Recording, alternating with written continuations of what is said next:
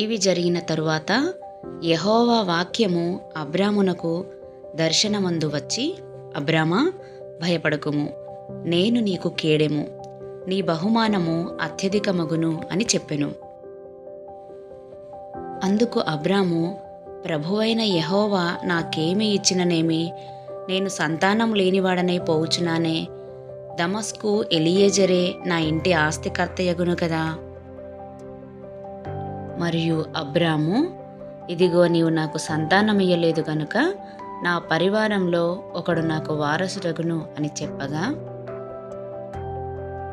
యెహోవా వాక్యము అతని యొద్దకు వచ్చి, ఇతడు నీకు వారసుడు కాడు, నీ గర్భవాసమున పుట్టబోవుచున్నవాడు నీకు వారసుడగును అని చెప్పెను.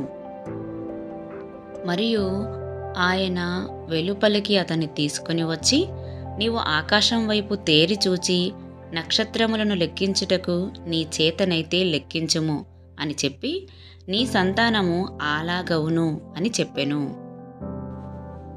అతడు యెహోవాను నమ్మెను, ఆయన అది అతనికి నీతిగా ఎంచెను.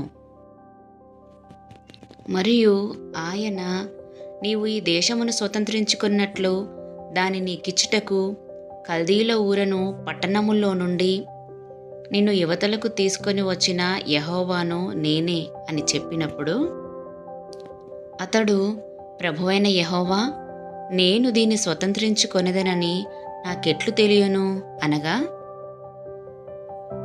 ఆయన 3 ఏండ్ల పెయ్యను, 3 ఏండ్ల మేకను, 3 ఏండ్ల పొట్టేలును, ఒక తెల్ల గువ్వను, ఒక పావురపు పిల్లను నా యొద్దకు తెమ్మని అతనితో చెప్పెను. అతడు అవన్నీ తీసుకొని వాటిని నడుమకు ఖండించి దేని ఖండమును దాని ఖండమునకు ఎదురుగా నుంచెను. పక్షులను అతడు ఖండింపలేదు. గద్దలు ఆ కళేబరముల మీద వాలినప్పుడు అబ్రాము వాటిని తోలివేసెను. ప్రొద్దుగుంకపోయినప్పుడు అబ్రామునకు గాఢ నిద్ర పట్టెను. భయంకరమైన కటిక చీకటి అతన్ని కమ్మగా, ఆయన, నీ సంతతి వారు తమది కాని పరదేశమందు నివసించి ఆ దేశపు వారికి దాసులుగా నుందురు. వారు 400 ఏండ్లు వీరిని శ్రమ పెట్టుదురు. వీరు ఎవరికి దాసులవుదురో ఆ జనమునకు నేనే తీర్పు తీర్చుదును. తరువాత వారు మిక్కిలి ఆస్తితో బయలుదేరి వచ్చెదరు. నీవు క్షేమముగా నీ పితరుల యొద్దకు పోయెదవు, మంచి వృద్ధాప్యమందు పాతిపెట్టబడుదువు. అమోరీయుల అక్రమము ఇంకనూ సంపూర్ణము కాలేదు గనుక నీ 4వ తరము వారు ఇక్కడికి మరలా వచ్చెదరని నిశ్చయముగా తెలుసుకొనుమని అబ్రాముతో చెప్పెను. మరియు ప్రొద్దుగుంకి కటిక చీకటి పడినప్పుడు రాజుచున్న పొయ్యియు అగ్నిజ్వాలయును కనబడి ఆ ఖండముల మధ్య నడిచిపోయెను. ఆ దినమందే యెహోవా ఐగుప్తు నది మొదలుకొని గొప్ప నది అయిన యూఫ్రటీస్ నది వరకు ఈ దేశమును, అనగా కేనీయులను, కనిజ్జీయులను, కద్మోనీయులను, హిత్తీయులను, పెరిజ్జీయులను, రెఫాయీయులను, అమోరీయులను, కనానీయులను, గిర్గాషీయులను, ఎబూసీయులను నీ సంతానమునకు ఇచ్చియున్నాను అని అబ్రాముతో నిబంధన చేసెను. ఈ అధ్యాయంలో దేవుడే స్వయంగా అబ్రాముతో ఒక నిబంధన చేస్తాడు.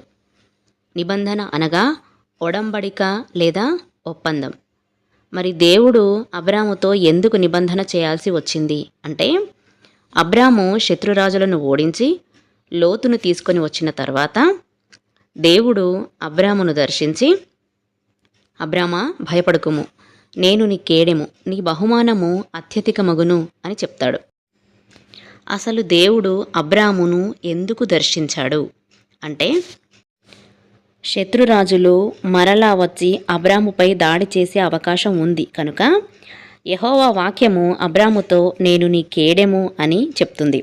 అంతేకాకుండా సొదొమ రాజు అబ్రాముకు ఆస్తి ఇస్తానంటే తీసుకోకుండా సృష్టికర్త అయిన సర్వోన్నతునికి నేను ప్రమాణం చేసియున్నాను గనుక తీసుకోను అని చెప్తాడు. అందుకు దేవుని వాక్యము అబ్రామును ధైర్యపరచడానికి మరియు ఆశీర్వదించడానికి వచ్చింది. దేవుడైన యెహోవా అబ్రాముతో నీ బహుమానము అత్యధికమగును అని చెప్పినప్పుడు అబ్రాము నేను సంతానం లేనివాడనై పోవుచున్నాను, ప్రభు అయిన యెహోవా నాకేమి ఇచ్చినా ఏం ప్రయోజనం, నా పనివారే నా ఇంటి ఆస్తికి కర్తలగుదురు కదా అని నిరుత్సాహాన్ని వ్యక్తపరుస్తాడు. అప్పుడు యెహోవా నీ పరివారంలోని ఒకడు నీకు వారసుడు కాడు, నీ గర్భవాసమున పుట్టబోవుచున్నవాడు నీకు వారసుడగును అని చెప్పి అబ్రామును వెలుపలికి తీసుకొని వచ్చి ఆకాశమును చూపించి నీ చేతనైతే ఆ నక్షత్రములను లెక్కించు, నీ సంతానం ఆ విధంగా లెక్కకు మించిన వారవుదురు అని చెప్తాడు. అప్పుడు అబ్రాము యెహోవాను నమ్ముతాడు. మరల యెహోవా అబ్రాముతో నీకు ఈ దేశాన్ని ఇచ్చుటకు కల్దీయుల ఊరు అనే పట్టణములో నుండి నిన్ను యువతలకు తీసుకొని వచ్చింది నేనే అని చెప్పినప్పుడు అబ్రాము యెహోవాతో నేను దీన్ని స్వతంత్రించుకొనెదను అని నాకెట్లు తెలియను అని అన్నప్పుడు ఆయన 3 ఏండ్ల పెయ్య, 3 ఏండ్ల మేక, 3 ఏండ్ల పొట్టేలు, ఒక తెల్లగూవ, ఒక పావురం పిల్లను నా యొద్దకు తెచ్చి వాటిని నడుమకు ఖండించి దేని ఖండమునకు ఎదురుగా దాని ఖండమును ఉంచుము అని చెప్తాడు. పురాతన కాలాల్లో ఏదైనా గంభీరమైన ఒడంబడిక చేసుకునేటప్పుడు ఒక జంతువును చంపి దాన్ని 2 ముక్కలుగా చేసేవారు. అప్పుడు ఎవరైతే ఒడంబడిక చేస్తారో వారు ఆ జంతువు యొక్క 2 భాగాల మధ్య గుండా నడిచి వెళ్ళేవారు. ఈ నిబంధన గురించి మనకు ఇర్మియా గ్రంథం 34వ అధ్యాయము 18, 19 వచనాల్లో రాయబడి ఉంది. ఈ విధంగా నిబంధన చేసి ఆ నిబంధన మాటలు అతిక్రమించినట్లయితే వారు ఆ ఖండింపబడిన జంతువుతో సమానం అవుతారు. ఇక్కడ దేవుడు తానే మంటలాగా ఈ జంతు ఖండాల మధ్య నడిచాడు. మంటలు దేవునికి గుర్తు. కనాను దేశాన్ని అబ్రాముకు ఇస్తానని దేవుడు గంభీరమైన ఒడంబడిక లేదా నిబంధన చేస్తాడు. ఆ కనాను దేశంలో అనేకమైన బలమైన జాతులు నివసిస్తున్నాయి. అయినా దేవుడు తన వాగ్దానాన్ని నెరవేర్చాడు. కనాను దేశం గురించి అబ్రాము యొక్క నమ్మకం వృద్ధి చెందించడానికి దేవుడు ఈ భీకరమైన ఒడంబడిక చేయాల్సి వచ్చింది.